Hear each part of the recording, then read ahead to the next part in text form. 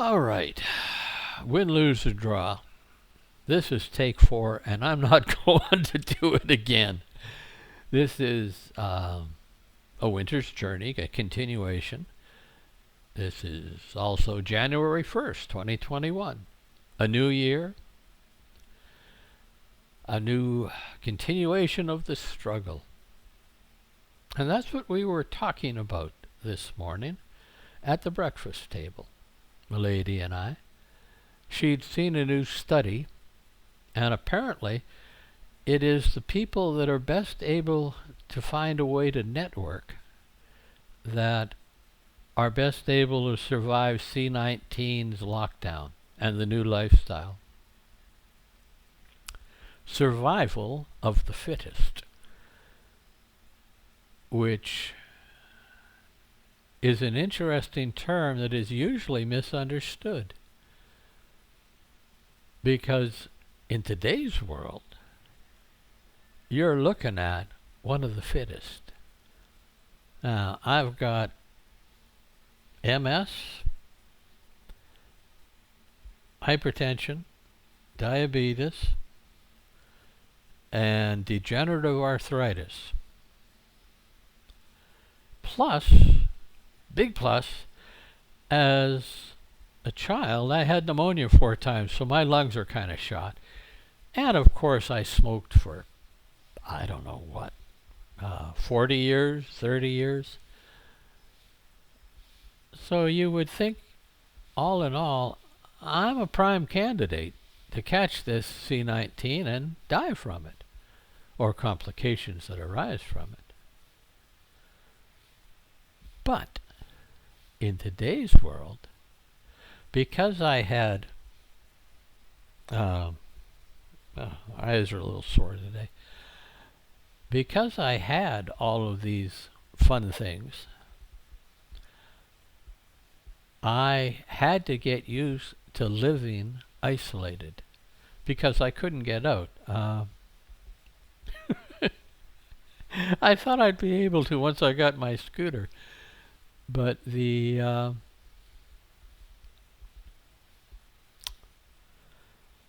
highway department that built the provincial highway past our front door, or one of our front doors, decided that what they had to do to build the road was to lower the road surface about 3 feet, give or take an inch. Make that a meter for those of you who use metric. Which meant that before they had lowered the road, they had built a canal. A big canal. I mean, this thing is wide enough to climb down into, and it comes up to your waist. It's got a lot of water that runs down it in a torrential downpour. But when they lowered the road, between the top lip of the canal and the road, there was now 3 feet. And we couldn't build a ramp that went down to the road that didn't go all the way across the road because of the angle needed for my scooter to get up and down.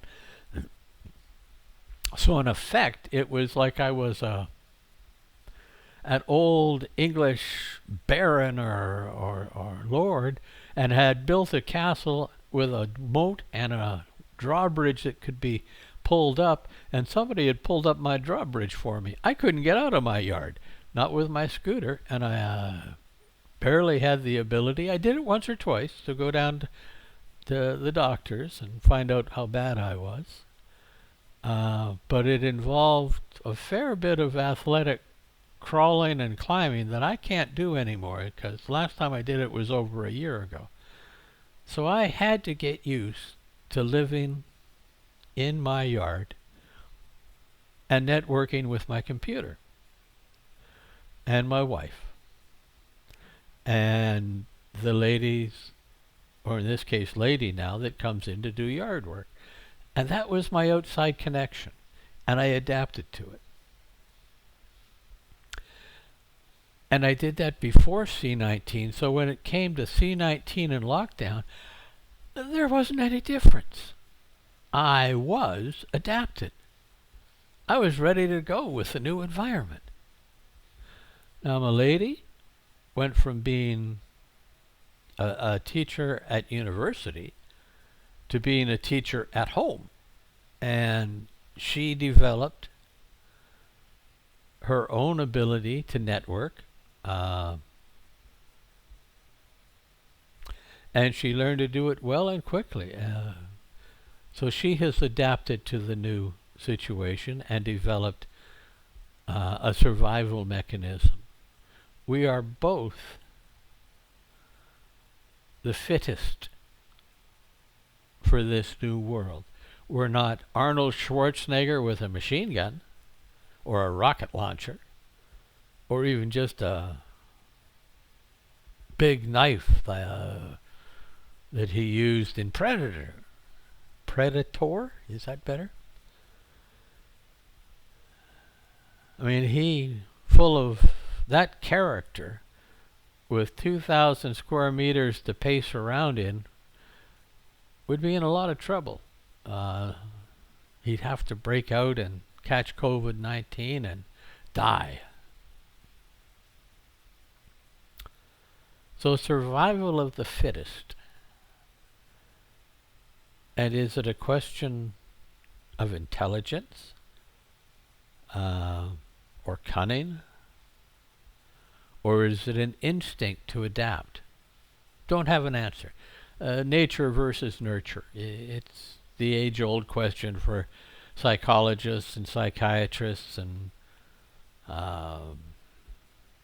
people that work with groups and individuals in society. Can we teach our bad behavior out of us, or is it ingrained into us?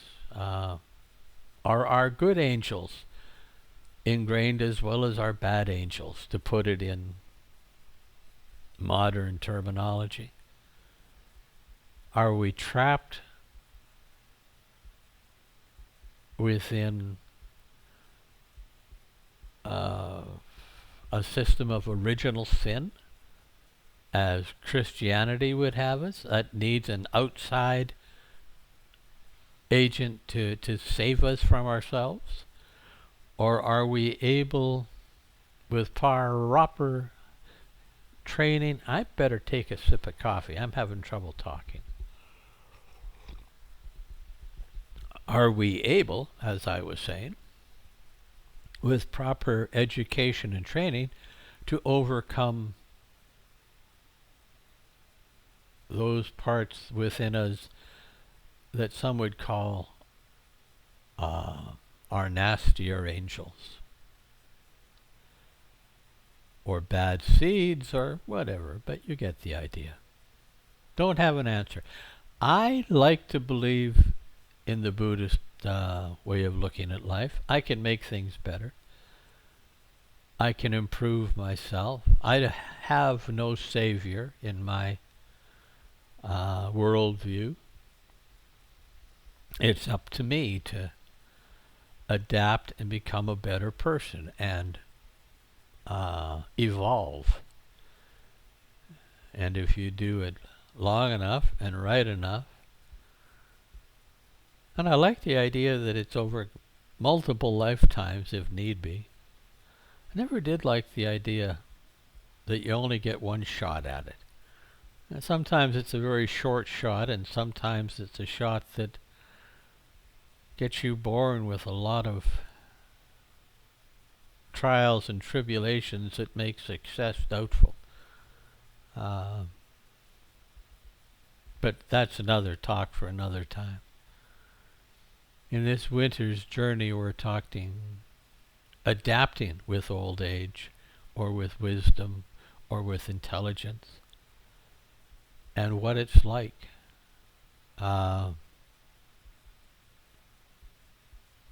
Which brings us to what may be considered the main topic of conversation at this point. Fear, F-E-A-R, in case I didn't pronounce it. I have started talking with my my brother on Zoom or Skype in his case. And one of the conversations that we keep having, and it's a good one to have, is, Brian, you should go to the doctor. You got to have your prostate checked out and have these tests done to you. And my brother is a cancer survivor, so it's kind of high on his list that you keep your eye out for cancer. And I understand that, and I appreciate it.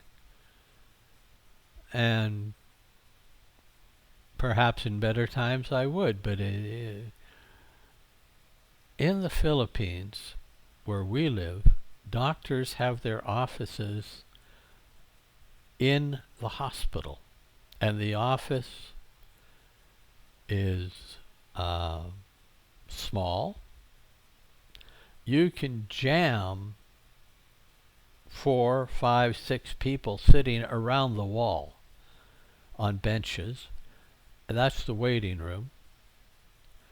And the doctor's office, examination office, is big enough to have an examination table and her desk, and about 1.5 feet between the two of them, so you slide in between them, sit down, and lift your legs up so you can lie down, and she comes around and sort of half sits on her desk and leans on the table and examines you.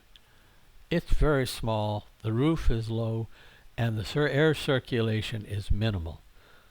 Last time we went there, I was in a wheelchair, so I sat in the hallway and had all of these, and there's no other way to describe them, but all these sick people moving past me, sneezing, coughing, spreading germs, what have you. So hospitals are not really a good place for someone like me to go. So I don't have the option of getting blood tests, x-rays, any of the other things would allow all the checkups that my brother thinks I should have. And he's right, I should, but I don't have them. But he's fearful for me. There's that word.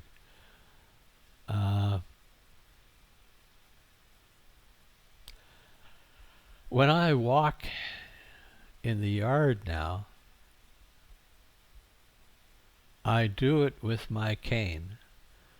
And I use my cane because my right leg has been known to give out on me. And I don't want to fall and hit my head on the stonework in the yard. And because my balance, B-balance, B-A-L-A-N-C-E, goes on me every now and again too. We have a small house, so if I'm in this part of it and my balance goes, I have always been able to either, well, except for once, I fall into the chair, or I fall into my bed, or I fall into something solid against the wall to stop me from falling on the floor. The only time I didn't, no, you can't see it, and I'm not going to swing the camera because I do it too jerky. But we have a bookcase, two inside shelves, and make a top and a bottom. So there's really 4 layers of shelving, and I fell on it, and because it's not secured to the floor or the wall, I almost tipped it over, and that would have been a mess and possibly dangerous if it had gone over. But the rest of the time here I hit something solid. The other part of the house, the kitchen, I'm looking at now, I'm usually in my wheelchair, or I take my, in the background you can see my rollator, they call it here. I would call it a stroller. It keeps me upright. So there's that fear.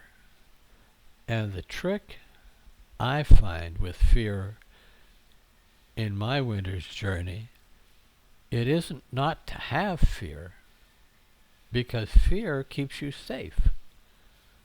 It is the fear of burning your hand that keeps you from putting it on the hot stove. And it is the fear of falling and cracking my skull open that makes sure I take my cane with me, and that I walk with short steps in Tai Chi fashion, which means I put my foot down securely before I transfer my weight to it. It is fear that keeps us from answering the call of the stupid, and I'll have to call her stupid. I know I'm not supposed to biblically call people stupid, but in this case, as she went up the mountain yesterday on the back of the Hubble Hubble. Hubble Hubble is a 155cc Honda usually, with an extended seat that will take up to 7 passengers. She was, according to the law, you can only take one now.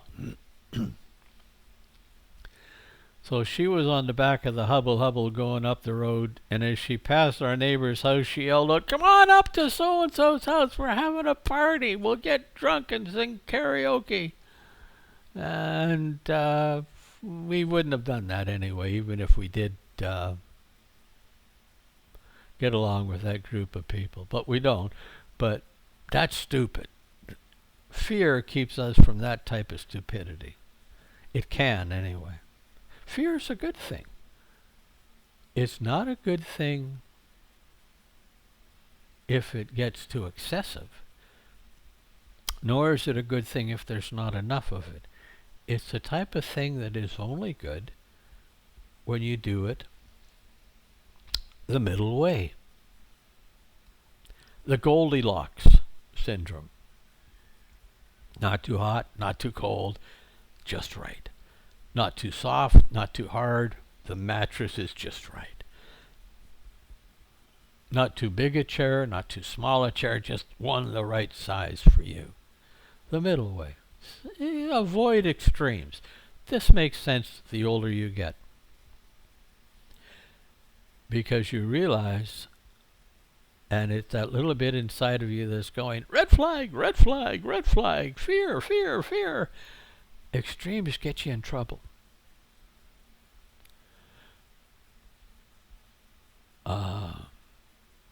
And while you tend to be more bulletproof as a young person, so you get to be more extreme and survive it if you're lucky,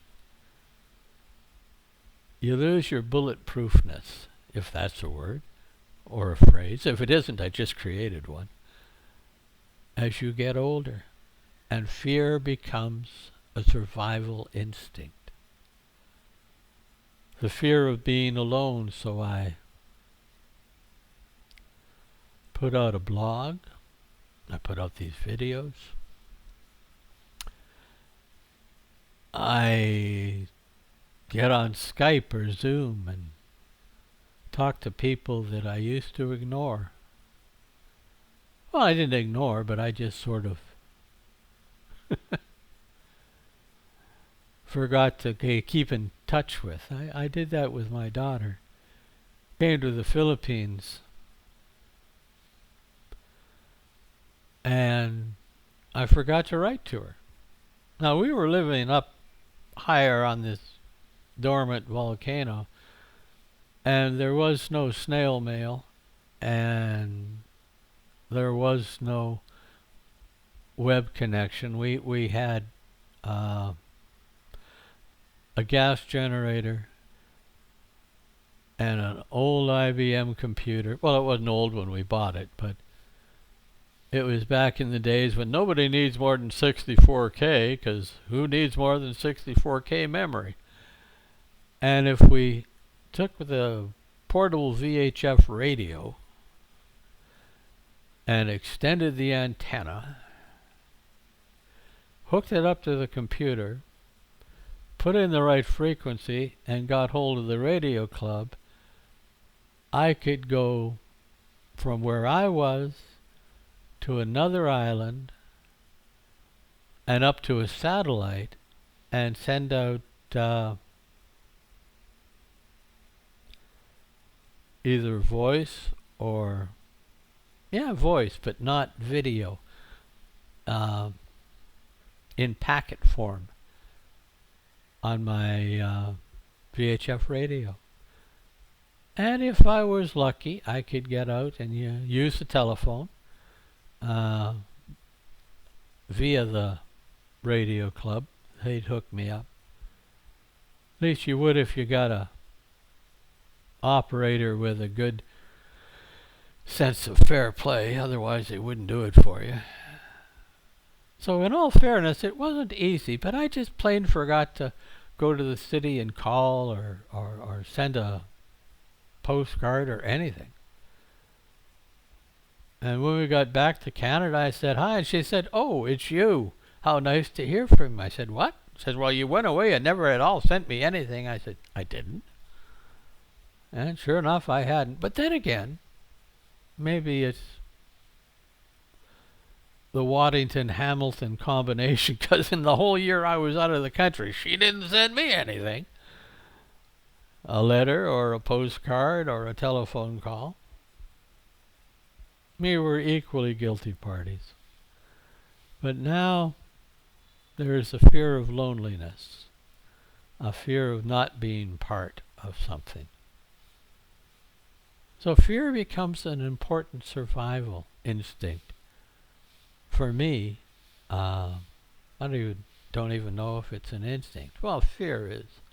But the way I have it in my life may also have to do with nurture as much as nature. But my winter's journey is better because of fear. It stops me from getting in trouble, and it helps me in a very selfish way share my love for my family and friends. Selfishness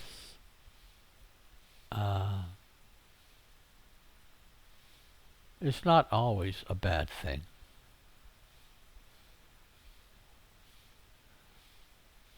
It can, when put together with fear, which has a negative connotation, selfishness has a negative connotation. But consider this for a minute, and I'll end this chat right after this, so don't worry. I don't want to have to worry that my neighbor's going to come and steal from me. I don't want my neighbor to be my enemy, to be dangerous to me. I want to live the best life I can. We're talking fear and selfishness. When I combine them with altruism, they go from a negative to a positive. I will make sure I behave properly towards my neighbor so I don't annoy him, so I don't have to fear him. Not out of cowardice, but out of selfishness. I will behave nicely and do the best I can. I will live an altruistic life. I will share what I have, not out of cowardice, but in many ways out of fear. I want not to have to worry about my neighbor, so I want to make sure my neighbor's doing okay, so he's got no reason to be mad at me, to want to come and take what I've got. A little selfish altruism, a little fear, a little selfishness, a little caring. Put them together in the right mixture, you end up with a good life and a good community. Fear, selfishness, they can be positive. that can be good. Think about it. It's not just us old people that can live that way. And if we all had a little selfish altruism, or fearful altruism, or fearful and selfish altruism, we just might have a better world. Okay, I'm going to reach over. You'll see my side profile, and I'll leave the picture and I'll go turn this thing off. Remember to be smart, to be safe, and to find a way to make the connections you need to make and be safe in this new world of C-19, because folks, it ain't going away. It's sticking around. Bye for now. Take care, stay smart, stay safe. Okay, whoa, there you go. Out of the picture. Now you can just see my headphones. Bye-bye.